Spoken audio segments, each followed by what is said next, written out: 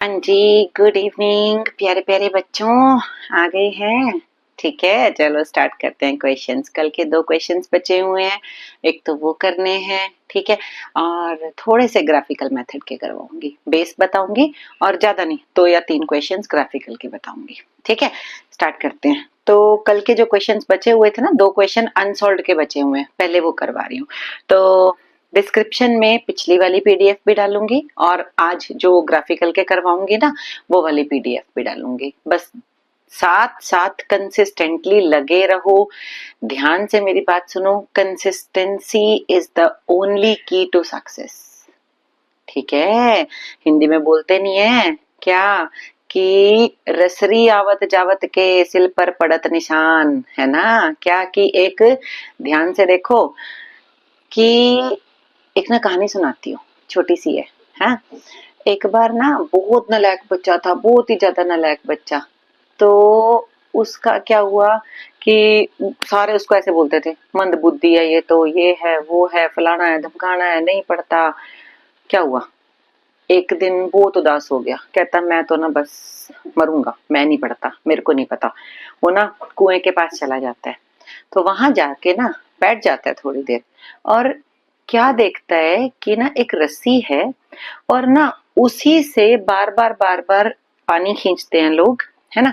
और क्या हो रहा है कि उस रस्सी से ना इतने हार्ड पत्थर पर भी निशान पड़ गए। वो भागा भागा दौड़ा दौड़ा ना देख के गुरुजी के पास जाता है, कह रहा गुरुजी, रस्सी तो इतनी कमजोर होती है और पत्थर इतना ज्यादा टाइट होता है ना? तो कहते इतना मजबूत पत्थर और इतनी कमजोर रस्सी, कहते रस्सी ने उस पर निशान कैसे डाल दिए? गुरुजी कहते बेटा यही मेहनत का कमाल है, रोज हर टाइम देखो रस्सी कितनी बार उस पत्थर के ऊपर से गुजरती है ना? तो कहने का मतलब क्या है कि बार बार एक बार नहीं समझ आ रहा, 2 बार करो, 2 बार नहीं समझ 3 बार करो। मंद बुद्धि तुम्हारे में से कोई भी नहीं है। एक होता है मंद बुद्धि और एक होता है बंद बुद्धि। तुम बंद बुद्धि हो, मंद बुद्धि नहीं हो। ठीक है ना? मंद बुद्धि बेटा वो होते हैं जिनको भगवान ने मंद बुद्धि बनाया है, जिनको भगवान ने ऐसा दिमाग दिया है, लेकिन उनके पास भी भगवान कोई ना कोई कला दे के रखता है। लेकिन तुम अपने आप को पहचानो कि हाँ नहीं हम कर सकते हैं। ठीक है ना? तो देखो क्वेश्चन बता रही हूँ, बहुत आराम आराम से बताऊंगी, बिल्कुल आराम से। ठीक है, कल वाला मेथड ही है, और जिसको ना समझ में मुझे कमेंट करके यही बताएंगे। ठीक है, मैं दोबारा फिर से एक बार कल रिपीट कर दूंगी, और याद रखेंगे कल 7 to 8 क्लास है, शाम को लाइव क्लास होगी। ठीक है, और मैं क्वेश्चंस करवाऊंगी, कौन से वाले? इसी के conceptual short very short questions. ठीक है, तो सारे के सारे बच्चे मुझे यही चाहिए, एक्टिवली प्रेजेंट। ठीक है, अब देखो उसने क्वेश्चन बोला है, क्वेश्चन नंबर में अनसॉल्व का 34 करवा रही हूँ। ठीक है, अनसॉल्व क्वेश्चन नंबर 34 क्या कहता है कि v directly proportional to x है, v is equals to k under root x दे रखा है। ठीक है, तो क्या कहना चाहता है कि it starts moving in a positive direction, ठीक, with a velocity which varies as this where k is the constant, show that the velocity is directly proportional to time। हमें बताना है कि v अभी directly proportional to under root x है। ठीक है, अब मुझे प्रूफ करना है कि जो v है वो डायरेक्टली प्रोपोर्शनल टू टाइम भी है। देखते हैं क्या बनता है। देखो आप v को dx बाय dt लिख सकते हो। ठीक है, is equals to k under root x, पहला स्टेप आसान। अंडर रूट एक्स को नीचे ले आओ तो dx by under root x is equals to k dt, ये मैंने कल भी सिखाया था। इसका अंडर रूट कैसे करते हैं, इंटीग्रेट कैसे करते हैं, integrating both side, simple step.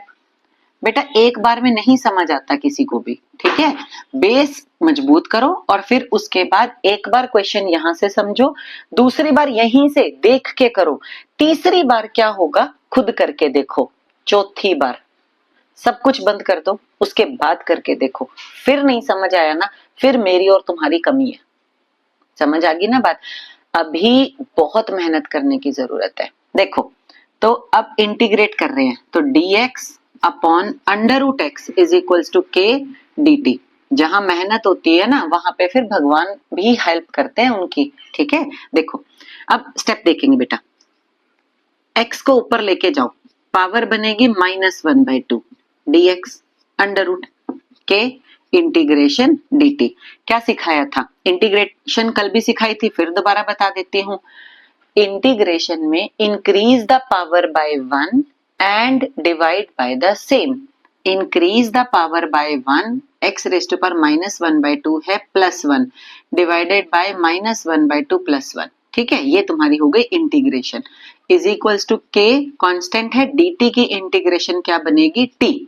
ठीक है, तो अब देखो -1/2 +1 इज 1/2, एलसीएम लेके सॉल्व कर लो, नहीं पता चल रहा तो। और ऊपर भी कितना आ जाएगा? x की power 1/2 divided by 1/2 is equals to kt। ठीक है, तो x की पावर 1/2 इज √x, तो √x इज इक्वल्स टू ये 1/2 ऊपर चला गया यानी kt/2 हो गया, है ना।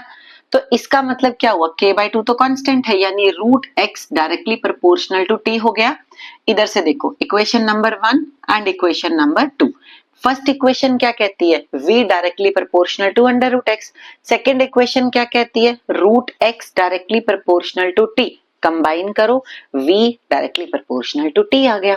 ठीक है, 3 छुट्टियां हैं, तीनों छुट्टियों में आपकी लाइव क्लास लगेगी और मैं चाहती हूं कि मैं कोशिश करूं कि आपका जो यूनिफॉर्म मोशन स्ट्रेट लाइन वाला, uniformly accelerated motion straight line वाला, ये हमारा चैप्टर प्रिपेयर हो जाए। ठीक है, उसके बाद फिर हम मोशन इन प्लेन स्टार्ट करेंगे जहां पे आपके वेक्टर्स होंगे, प्रोजेक्टाइल होगा। ठीक है ना, तो क्वेश्चन नंबर डन। हमें यही प्रूव करना था कि v जो है that is directly proportional to t। ठीक है, नाउ क्वेश्चन नंबर 35। बस मेहनत करते चलो, साथ साथ मेरे चलो, उसके बाद अगर नंबर नहीं आएंगे पॉसिबल ही नहीं है ऐसा। मेहनत करने वाले का तो फिर देखो बेटा परमात्मा भी साथ देता है। ठीक है ना। और एक बात और तुम्हें बताती हूँ कि हम कई बार देखो क्या देखते हैं कि हाय ये टीचर तो ना पढ़ाई जा रहा है, ये टीचर तो बोर कर रहा है, ये टीचर तो ना बहुत स्ट्रिक्ट है, इसकी क्लास में तो ना बस मतलब जो टीचर बच्चों को एंटरटेन करता है ना, या जो बच्चों से फालतू की बातें करता है, फालतू के टाइम पास करता है, ये सोचो बच्चों का दुश्मन है वो। समझ आ रही है ना बात। और जो आपके ऊपर मेहनत कर रहा है, बार बार तुम्हें पढ़ने को बोल रहा है, इसका मतलब मुझे क्या एक्स्ट्रा पैसे मिल रहे हैं? कोई सोचने वाली बात है ना। सिर्फ तुम्हारे लिए ही काम कर रही हो ना। अभी तक क्यों नहीं किया था? अभी तक बेटे हरियाणा बोर्ड था। ठीक है, तो हरियाणा बोर्ड में उतने ज्यादा न्यूमेरिकल्स नहीं आते, सीबीएसई में पेपर बहुत टफ आता है, तो मुझे तुम्हें उसी पेपर के लिए तैयार करना है बच्चे। ठीक है ना। और अगर तुम ये वाले बेस अपने क्लियर कर लोगे ना, बड़े आराम से बोल रही हूँ, बिल्कुल आराम से तुम अपना ये सोच लो कॉम्पिटिटिव एग्जाम के क्वेश्चंस करने लायक भी हो जाओगे। ठीक है, लेकिन बात फिर वही आती है, कंसिस्टेंटली सिर्फ जुड़े रहो, जो मैं कह रही हूँ करते रहो, दैट्स इट। ठीक है ना। अब सुनो आगे, लास्ट क्वेश्चन है क्वेश्चन नंबर 35। क्वेश्चन नंबर 35 देखो, the relation between time and distance x is equals to t is equals to ax² plus bx। ये थोड़ा सा मुश्किल क्वेश्चन है, 2 की जगह 3 बार में समझ आ जाएगा तुम्हें। ठीक है, कोई दिक्कत नहीं है। आपको निकालनी है एक्सेलरेशन, निकालनी है इन टर्म्स ऑफ वेलोसिटी। ठीक है, तो पहले तो ये t दे रखा है, अब यहां थोड़ा सा पेंच है डिफरेंशिएशन करने में, इधर समझेंगे। देखो डिफरेंशिएटिंग बोथ साइड, ठीक है, डिफरेंशिएटिंग बोथ साइड। मेहनत कोई भी ऐसी चीज नहीं है जो तुम्हारे को पीछे छोड़ देगी। डिफरेंशिएशन करनी है a एज इट इज। देखो बच्चा x² है, पावर एक आगे आ जाएगी 2x प्लस, अब x की भी डिफरेंशिएशन होगी क्योंकि x जो है वो क्या कर रहा है, वेरी कर रहा है विद टाइम, तो आप क्या लिखोगे dx/dt। इसमें यही चीज ध्यान रखने वाली है कि आप इसको with respect to t differentiate कर रहे हो, क्योंकि तभी t की 1 लिखी ना। ठीक है, अगर मैं विद रिस्पेक्ट टू x लिखती फिर तो t एज अ कांस्टेंट होता, और कांस्टेंट की डिफरेंशिएशन कितनी होती है 0 प्लस b, और इसकी x की क्या बनेगी dx/dt। ठीक है, तो यहां से dx/dt ले लो कॉमन, अंदर आ जाएगा 2ax प्लस b, यानी dx/dt is equals to 1/2ax plus b बन गया, है ना। और dx/dt किसके इक्वल होता है, वेलोसिटी के, तो वेलोसिटी इज इक्वल्स टू, इसको मैं अगर ऊपर लेना चाहूं तो ऐसे लिखूंगी b की पावर -1। ठीक है, अब ध्यान से स्टेप देखेंगे। अब मुझे एक्सेलरेशन निकालनी है ना, that is equals to dv/dt। dt। ठीक है, तो अब चीज इंपॉर्टेंट है, डिफरेंशिएशन करनी है, पहले पावर है, पहले पावर को सॉल्व करना है, उसके बाद जो अंदर वाला फंक्शन है उसकी डिफरेंशिएशन होगी। -1 आगे आ गया, सेम जो चीज है प्लस बी, ऊपर एक पावर कम करते हैं ना डिफरेंशिएशन में, इंटीग्रेशन में बढ़ाते हैं बेटा, डिफरेंशिएशन में एक घटाते हैं, तो -1 कितना हो गया -2। ठीक है, अब इसकी डिफरेंशिएशन तो 2a x की dx by dt, ठीक है, प्लस b कांस्टेंट है, उसकी डिफरेंशिएशन कितनी हो गई 0, तो यानी a मेरे पास कितना आ गया -1 अपॉन 2ax प्लस b का होल स्क्वायर। ठीक है, और इंटू 2a और dx by dt आपके पास क्या बनेगा v, है ना, तो dx by dt क्या बन गया इंटू में v।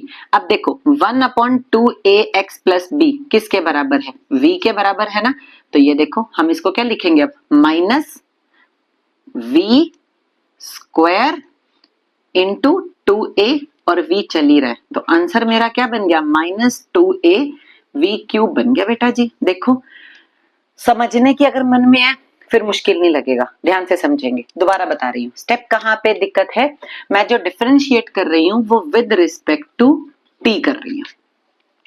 ठीक है, तो t की डिफरेंशिएशन 1, a x स्क्वायर है 2x, x की differentiation with respect to t dx by dt plus b constant x की dx by dt। ठीक है, dx by dt मैंने कॉमन लिया, उसकी वैल्यू निकाल ली, वो क्या बन गई v।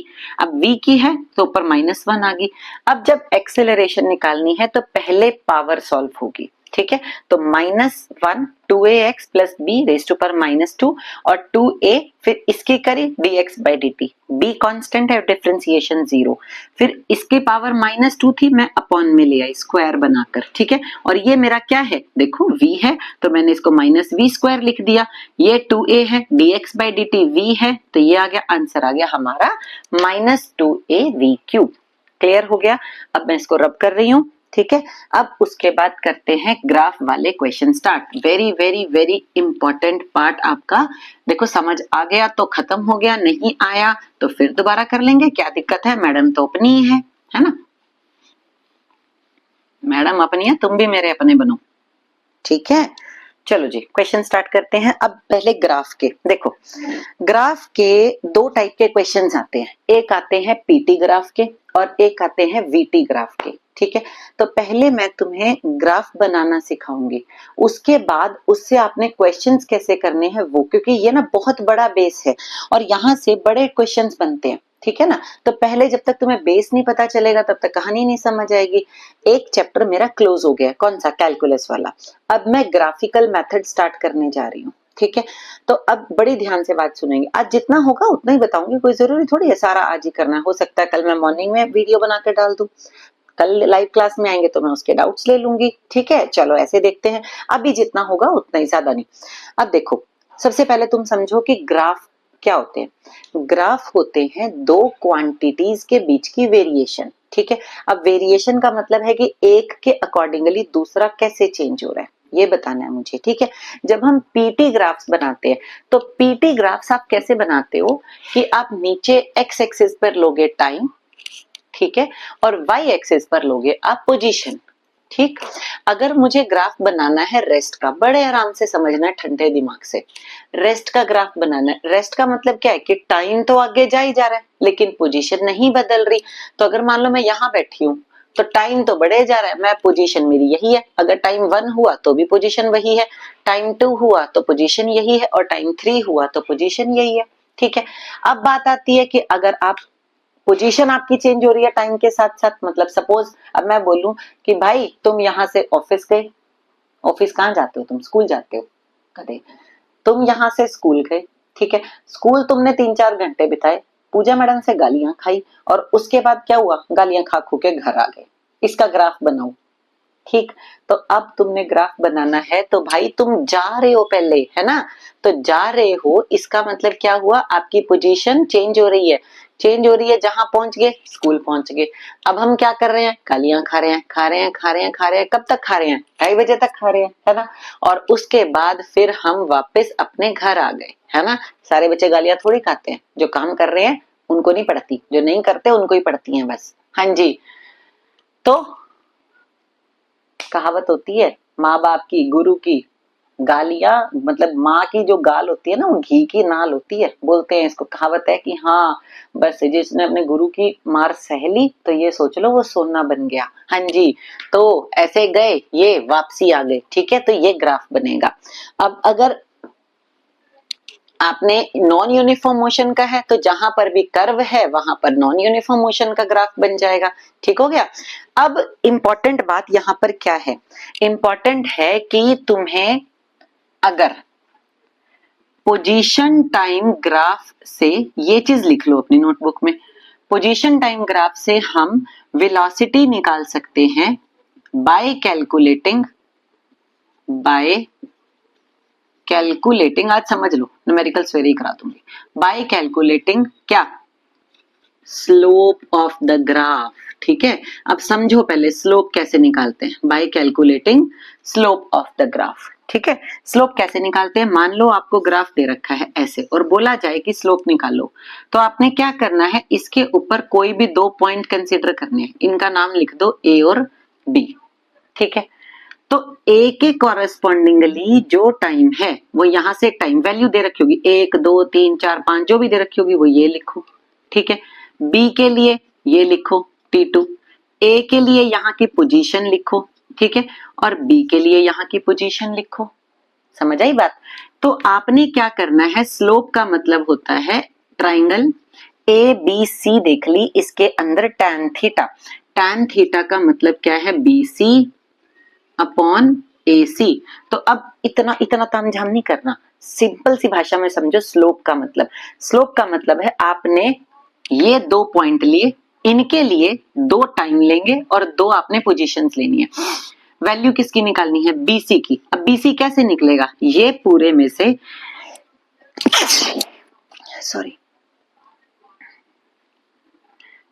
में से इतना माइनस करेंगे, है ना। अब आपको मान लो ये वैल्यू दे रखी है 6, ये वैल्यू दे रखी है 4, तो ये कितना बना, 2 बना ना, तो यानी ये आ गया 2। ये वैल्यू मान लो दे रखी है 4, ये दे रखी है 3, तो ये कितना आ गया 1, तो 2/1 आपका स्लोप आ गया और वही आपकी वेलोसिटी आ गई। क्लियर हुआ। ठीक है, अब आ जाता है वेलोसिटी टाइम ग्राफ। अगर आपको VT ग्राफ्स गिवन है, ठीक है, और वहां से आपको अगर डिस्प्लेसमेंट निकालने को बोली जाए या आपको बोला जाए कि एक्सेलरेशन निकालो, ठीक है, तो आपने क्या करना है, आराम से लर्न करेंगे क्या, कि अगर आपको पोजीशन टाइम ग्राफ गिवन है, ठीक है, अब PT ग्राफ है मान लो, बना दिया ना हमने। अब VT ग्राफ अगर बनाना है तो कैसे बनेगा, देखो फिर कल ना एक कुछ क्वेश्चंस पूछूंगी कि इस सिचुएशन का ग्राफ बताओ कैसे बनेगा, ठीक है ना, तो वो हम क्वेश्चंस कल डिस्कस करेंगे। फिलहाल ये देखो, अगर मान लो आपके पास मैं बोलूं कि ऑब्जेक्ट रेस्ट पर है, तो आप उसका VT ग्राफ तो बना ही नहीं सकते, क्योंकि रेस्ट पर है तो भाई वो यहीं बैठा हुआ है, ठीक है ना, वेलोसिटी हो ही नहीं रही, है ना। अगर आपने बनाना है इसका यूनिफॉर्म वेलोसिटी से मूव कर रहा है, कांस्टेंट वेलोसिटी, तो ग्राफ ऐसे आएगा, एक ही वेलोसिटी से मूव कर रहा है। अगर वेलोसिटी बढ़ रही है, ठीक है, तो ग्राफ कैसा आएगा, ऐसे। अगर वेलोसिटी कांस्टेंट है, ग्राफ आएगा ऐसे। वेलोसिटी घट रही है तो ग्राफ ऐसे आएगा। बात आ गई समझ में। अब इंपॉर्टेंट चीज क्या, कि वेलोसिटी टाइम ग्राफ से अगर आपको एक्सेलरेशन निकालनी है तो आप स्लोप लोगे, ठीक है, ऑफ VT ग्राफ।